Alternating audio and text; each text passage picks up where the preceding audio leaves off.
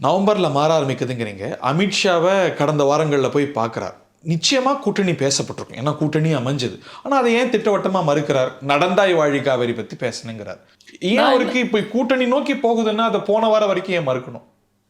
எனக்கு இந்த காரணத்துக்கு எடப்பாடி தான் பதில் கூற முடியுமே தவிர என்னால் கூற முடியாது. அவங்களுக்கு ஒரு ரிசர்வேஷன் இருக்கு, அவங்களுடைய ஃபர்ஸ்ட் சாய்ஸ் விருப்பப்பட்ட சாய்ஸ் பிஜேபி இல்லை அப்படிங்கிற ஒரு உணர்வு வருது. இருக்கலாம், அவங்களுக்கு விஜய் அவங்களோட கூட்டணி வேண்டும் நினைந்திருக்கலாம். அதுக்கப்புறம் யாரோ சொல்கிறாங்க விஜய் 50% சீட்டும் ஆட்சியில் அரை பங்கு ஆட்சியும் கேட்டார், அதுலேயும் முதல் 2.5 ஆண்டு ஆட்சி என்று கேட்டார், அதனால தான் முடியல அப்படின்னு சொல்கிறாங்க. எனக்கு நான் இந்த மாதிரி பேச்சுகள் மூலமாக நான் ஒரு தீர்க்கமான ஒரு முடிவுக்கு வரமாட்டேன். ஆனால் அதிமுகவுக்குள்ள பல பேர் எங்கிட்டையும் பேசியிருக்காங்க, சார் இது ஏதாவது பண்ணணும் சார், இது 2 சார். அவங்களுக்கு என்னென்னா அதிமுகவுக்கு 2 முக்கியமான இடங்கள்.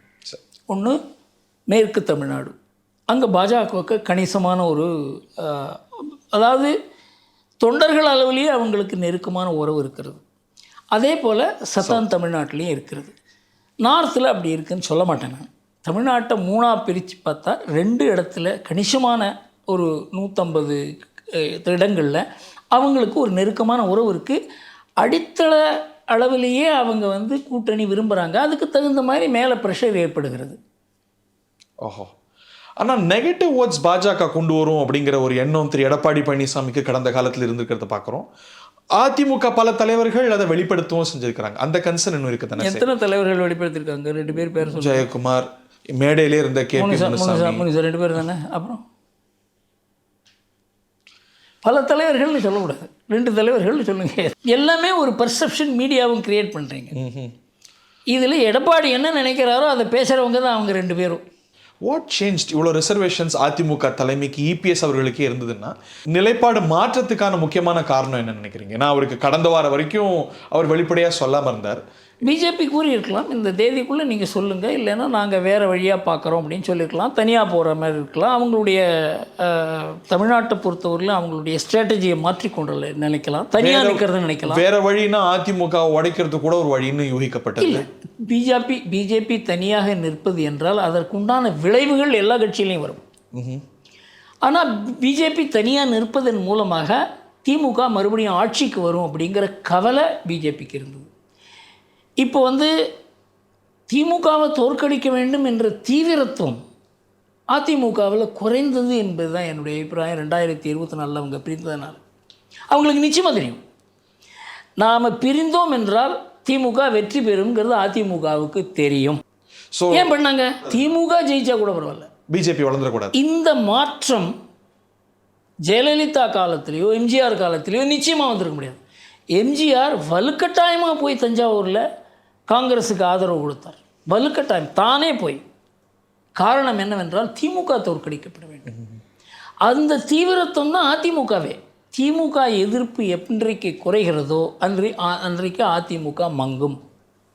அது புரியாத 2024 இந்த ஒரு முடிவை எடப்பாடி எடுத்ததுனால தான் அதிமுகவிலேயே ஒரு மன வருத்தம், பிளவுன்னு சொல்ல மாட்டேன், அவங்களுக்குள்ள சிக்கல் ஏற்பட்டது. இன்னைக்கு ஒரு சேஞ்ச் ஆஃப் ஹார்ட் வந்திருக்குன்னு பார்க்குறீங்க? சேஞ்ச் ஆஃப் ஹார்ட்டுங்கிறத விட ஓரளவுக்கு இதை செய்ய வேண்டும் என்கிறது 2 பேரும் புரிந்து கொண்டிருக்கு. எடப்பாடியே புரிந்து கொள்ளாது நடக்காது. ஒரு ஃபுல் கமிட்மெண்ட் பார்க்குறீங்களா சார்? இது கமிட்மெண்ட்டுங்கிறத நம்ம எப்போ பார்க்கணுன்னா இது ஜெயிக்கிறதுக்கு வாய்ப்பு இருந்தால் commitment. How bright are the prospects? என்னை பொறுத்தவரையிலும் ப்ராஸ்பெக்ட் அதிகமாக இருக்கிறது என்று தான் நினைக்கிறேன். அதாவது திமுக எதிர்ப்பு வாக்குகள் அதிகமாக இருக்கிறது, அதை யார் ஷேர் பண்ண போகிறாங்கங்கிறது தான் முக்கியம். ஒரு ஹை ஹேண்டட்னஸ் இருந்தது பிஜேபி கிட்ட அதிமுகவை கொண்டு வர அப்படிங்கிற விமர்சனம் வைக்கப்பட்டது. சார் விமர்சனம் வைக்கப்பட்டது, நான் ஏதாவது அனுமானம் விமர்சனத்தை பற்றி நான் பேச போகிறதில்லை. அதுக்கு ஏதாவது ஆதாரம் இருக்கிறதா? இந்த அறிவிப்பு வருது, அமித்ஷா மட்டுமே பேசுகிறாரு, இந்த கூட்டணிக்கு தலைமைன்னு EPS சொல்கிறார், ஒரு வார்த்தை பேசினாரா, பேச விட்டாராங்கிற. நான் என்ன சொல்கிறேன், அவங்களுக்குள்ளே என்ன சார், நாம் போய் மீடியாவில் பேச போகிறோன்னா அவங்களுக்குள்ளே பேசி கொண்டிருக்க மாட்டார்களா? யார் பேசணும், என்ன பேசணும்? இந்த முடிவு மாறின உடனே நாம் எப்படி அதை பற்றி பேசுவது என்பதுக்கு எடப்பாடிக்கும் கொஞ்சம் நேரம் தேவை. மறுநாள் அதே எடப்பாடி மறுநாள் ஆக்கப்பூர்வமாக பேசினாரா இல்லையா? அதனால் அவங்களுக்குள்ளே பேசி தானே அந்த முடிவு எடுத்திருப்பாங்க, அமித்ஷா மாத்திரம்தான் பேசணும்னு சொல்லி. உண்மைதான், பட் பர்செப்ஷன் இஸ் ஆல். இப்போ இன்னைக்கு இதே நிலையில் ஜெயலலிதாவை இமேஜின் பண்ணிக்கலேன். செல்வி ஜெயலலிதா இருக்கிறாங்க, தேசிய கட்சியிலேருந்து ஒரு தலைவர் மட்டும் பேசுறார் அப்படிங்கிறத நம்ம இமேஜின் பண்ணி கூட பார்க்கலாம். அதே கட்சி அதே பதவி தான். காரணம் என்னவென்றால் ஜெயலலிதா அவனுடைய டவரிங் பர்சனாலிட்டி இன்னைக்கு அதிமுகவில் இல்லைங்கிறது தான் வாஸ்தவம். அதே சாவரனிட்டி தானே அந்த பொறுப்புக்கும் பதவிக்கும் கட்சிக்கும். நான் என்ன சொல்கிறேன், நீங்கள் எப்படி அவங்க 2 பேருக்குள்ளே பேசின்னு தான் இருப்பாங்க. நீங்கள் பேசாதேன்னு சொன்னார் அமித்ஷா. அவர் ஏதோ பேசணும்னு ஆசைப்பட்டு இல்லை பேசாதீங்கன்னு சொன்னார். அதில் ஹை ஹேண்டட்னஸ்ன்னு ஒரு பக்கம் பார்க்கலாம், இந்த பக்கம் ஹாஃப் ஹேண்டட்னஸ்ன்னு பார்க்க முடியும் இல்லையா திரு எடப்பாடி பழனிசாமி தரப்பில். மறுநாள் என்ன எடப்பாடி பேசினார் என்பதை வைத்து அது ஹாஃப் ஹார்ட்டடாக என்ன நீங்கள் சிந்தனை பண்ணலாமே.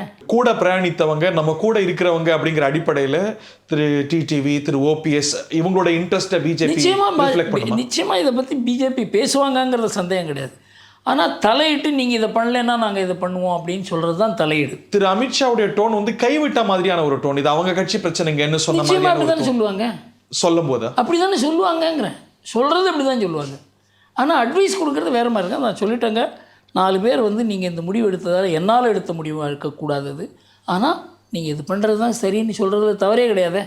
பட் ஆனால் அதுதான் சரி. 26ல் டியூசி எல்லாரும் சேர்ந்து பிரயாணிக்கக்கூடிய ஒரு பெரிய அணியாக தான் பார்க்குறீங்களா? அதாவது அப்படி வந்தால் அதிமுகவுக்கு வெற்றி வாய்ப்பு இருக்கிறது. தான் முதல்வர் ஆதரத்துக்கு எந்த விதமான இடைஞ்சலும் இருக்காதுன்னு எடப்பாடிக்கு புரிகிறதுன்னு இருந்துச்சு. நிச்சயமாக நடக்கும். ஓபிஎஸ் வந்தால் என்ன ஃபார்முலாவில் வருவார்? ஏன்னா அவர் அதிமுகன்னு கிளைம் பண்ணிட்டு இருக்கிறாரு. அந்த சிக்கல்கள்லாம் இருக்குல்ல. நான் என்ன சொல்கிறேன், இது ஏற்க வேண்டும் என்று வந்துவிட்டால் அதற்கு ஒரு ஃபார்முலா வரும். அரசியல் என்பது கடைசியில் என்ன அப்படின்றா, இது மூலமாக எனக்கு பலன் வருமா வராதாங்கிறத ஒரு அரசியல்வாதி முடிவு பண்ணும்பொழுது அதற்கு வழி கண்டுபிடிக்கலாம். கிரியேட்டிவாக போக முடியும். ஏதோ அவங்களே ஒரு பார்ட்டி ஃபார்ம் பண்ணி அதை என்டிஏல சேர்த்துக்கலாம். எத்தனையோ மார்க்கங்கள் இருக்கிறது. சீமான் இந்த அணிக்கு வரலாமா? ஏன்னா அந்த மாதிரியான முணுமுணுப்புகள் பேச்செல்லாம் கேட்க தொடங்கியிருக்கு. சார், சீமானை பொறுத்தவரையிலும் அவருடைய அரசியலில் என்ன ஒரு பெரிய மாறுதலை நான் கண்டேன் அப்படி என்றால், அவர் திமுகவை தீவிரமாக இருந்தார் முதலிருந்தே. அதுக்கு ஜெயலலிதா நிறைய ஆதரவு கொடுத்தாங்க, இதெல்லாம் நான் கேள்விப்பட்டிருக்கேன். ஆனால் அவர் இந்த ஆன்டி பெரியார் ஸ்டாண்ட் எடுத்தார். அது இல்லை என்றால் அவர் அரசியலில் பெரிய ஒரு இழப்பு வந்திருக்கும் அவருக்கு. விஜய்க்கு அப்புறம் அவர் அந்த ஷிஃப்ட் கொடுத்த உடனே பாருங்க, 6% ஓட்டு 16% ஓட்டாச்சு ஈரோட்டில். அதை பல பேர் நோட்டீஸ் பண்ணல. ஒரு பை எலெக்ஷன் கணக்கு வேற இல்லை, யாரும் நிற்கல, பெரிய கட்சிகள் நிற்கல. பெரியாரை ஏற்று பேசினாரா இல்லையா? பெரியாரை ஏற்று பேசி 16% ஓட்டு ஒரு ஆளால் வாங்க முடியும். மற்றதை விட்டுடுங்க. முதல் ஓட்டு எவ்வளோன்னு பார்க்கணும்ல. சரி, நான் என்ன சொல்கிறேன், 6% வாங்கியிருந்தார் சார் 2020. அதிமுக நிற்கல சார், பிஜேபி யாருமே நிற்கல. நீங்கள் கட்சியை தானே பார்க்குறீங்க, அவர் பேசின பேச்சை பார்க்குறேன் நான். தமிழ்நாட்டில் பெரியாரை எதிர்த்து கடுமையாக பேசி இது பெரியார் மண் அல்ல, பெரியாரே மண் தான் என்று கூறி டெபாசிட் இழந்தார். சார், அதை தான் நீங்கள் மீடியா சொல்லுவீங்க. அவங்க 6லேருந்து 16% ஓட்டாக உயர்ந்ததை சொல்லுவீங்களோ, அது பெரிய வெற்றி அவருக்கு. நான் வந்து ஒரு அரசியலை பார்க்கும்போது கட்சியாக பார்க்க மாட்டேன் நான். அவருக்கு ஒரு சித்தாந்தம் அவர் உருவாக்கி இருக்கிறார். தமிழ்நாட்டிலேயே ஒரு இன்னோவேட்டிவ் சித்தாந்தம், இதுவரைக்கும் யாரும் செய்ய முடியாத ஒரு காரியம். அதனால் அவருக்கு ஒரு தனி இடம் இருக்கிறது தமிழக அரசியலில். அவர் வந்து இது எந்த கட்சியுமே சம்பந்தம் இல்லாத ஒரு சித்தாந்தத்தை பிடிச்சிருக்காரு. நீங்கள் பாஜகவே பெரியார் எடுத்து பேச முடியாது. முருகன் பாஜக தலைவர் பதறி சொல்கிறாரு, ஐயோ கொஞ்சம் ஜாஸ்தியாக போயிட்டார் அண்ணன் அப்படின்னு. இல்லை அது இல்லை, முருகன் தலைவராக இருந்தபோது பெரியாருக்கு போய் மாலையே போட்டார். புரியுதா? காங்கிரஸ் இப்போ பெரியாருக்கு ஜால்ரா அடிக்கிறது. சிபிஎம் எந்த கட்சியும் பெரியாருக்கு ஜால்ரா அடிக்கும் பொழுது பெரியார் மண் இல்லை, இது பெரியாரே மண் தான் என்று கூறுகிற ஒரு துணிவு ஒரு ஆளுக்கு, அதன் மூலமாக அவருக்கு ஓட்டு 6லேருந்து 16% ஆகிறது.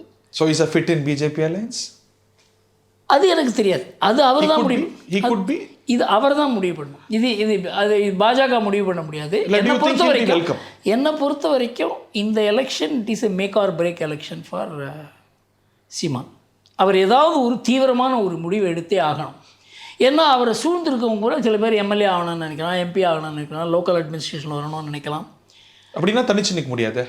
அதனால தான் அவருக்கு ஒரு ஏதாவது ஒரு முடிவு எடுக்க வேண்டிய ஒரு கட்டாயம் அவருக்கு வரும் தோணும். அவருக்கு 2 வாய்ப்பு தான். திமுகவோட போக முடியாது, ஒன்று இந்த அணிக்கு வரலாம், இல்லை விஜயோட போகலாம். விஜயோட போவதற்கு வாய்ப்பு இருந்தது. அதுக்கப்புறம் 2 பேருமே அந்த பாதையிலேருந்து விலகிட்டாங்கங்கிறது தான் தோன்றுகிறது. இது அவங்க போகிறதுன்னா பிஜேபியோட தான் போக முடியும். பட் பிஜேபிக்கு அவர் அக்செப்டபிள் பர்சனாக பார்க்குறாங்க. இன்றைக்கு அக்செப்டபிள் அப்படிங்கிறத விட ப்ராக்டிக்கலான்னு பார்க்கணும். Is it practical? அவர் வந்தாக்க ப்ராக்டிக்கல் தானே. ஏன்னா பல விஷயங்கள் அவர் பாரதியாரை பற்றி பேசியிருக்காரு. பாரதியார் தேசியத்தை ஏற்றுக்கிறார். பாரதியார் தேசியத்தை ஏற்றுக்கொண்டால் எனக்கும் சீமானுக்கும் தேசியத்தில் வித்தியாசம் இல்லைன்னு பேசியிருக்கிறானே. செய்திகளை உடனுக்குடன் தெரிந்து கொள்ள உடனே சப்ஸ்கிரைப் பண்ணுங்க.